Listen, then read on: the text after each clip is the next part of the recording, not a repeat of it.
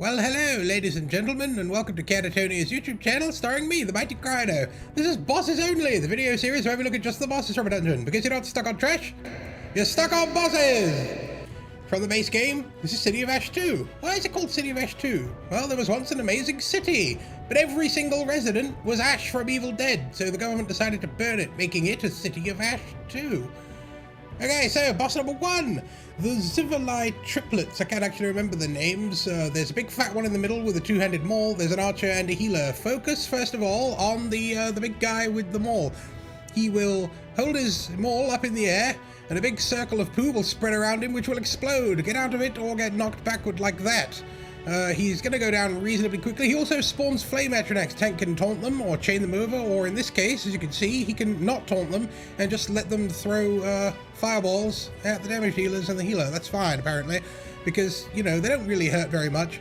Also, watch out for the archer. He fires those flaming arching attacks that explode on the floor into those four-way trails of flame. He does those all the time.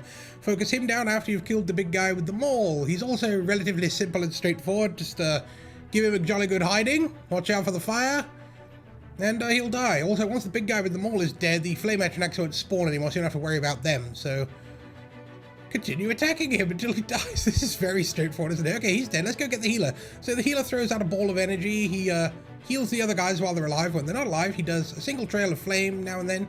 He'll teleport around the room. They all teleport around the room, actually, the archer and the healer.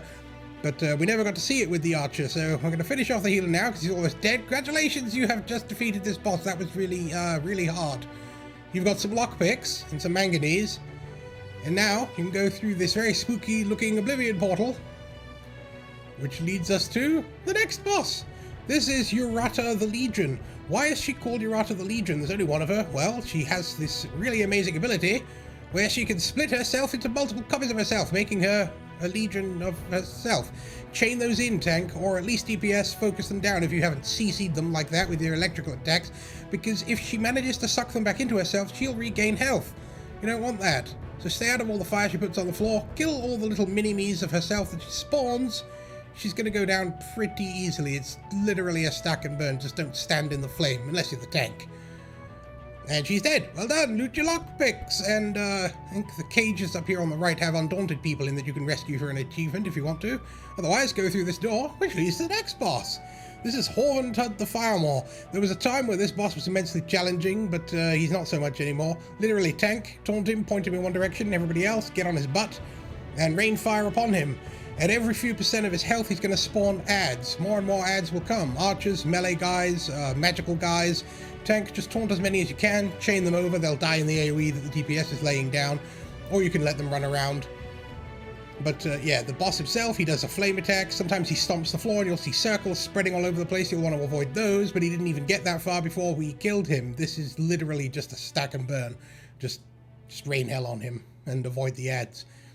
Okay, he's dead. Let's move on to the next boss. This is the Ash Titan. He's a gigantic flying dinosaur that breathes fire and throws flames everywhere and does lots of burning things with his flame abilities. So, the tank will be on the far side of him. We'll taunt him and turn him around. Everybody else stay on this side and rain fire upon him.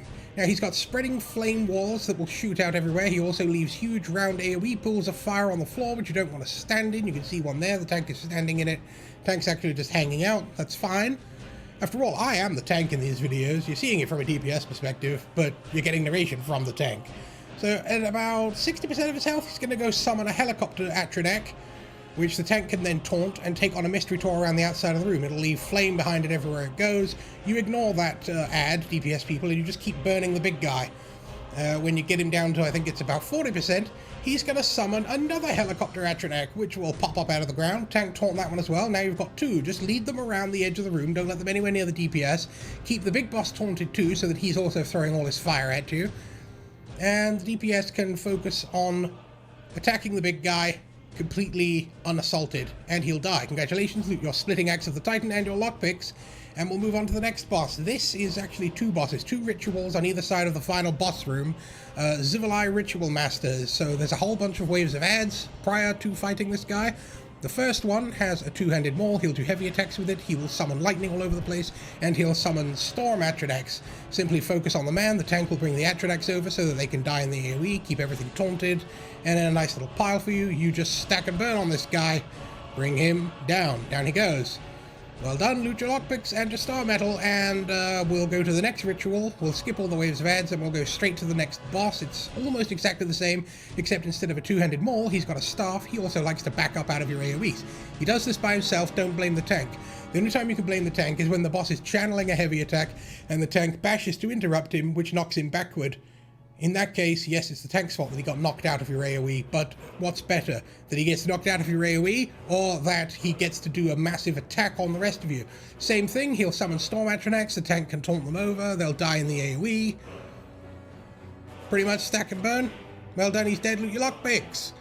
It's finally time to face the big finale, Valkyn Skoria himself. Of course, we're going to activate the hard mode.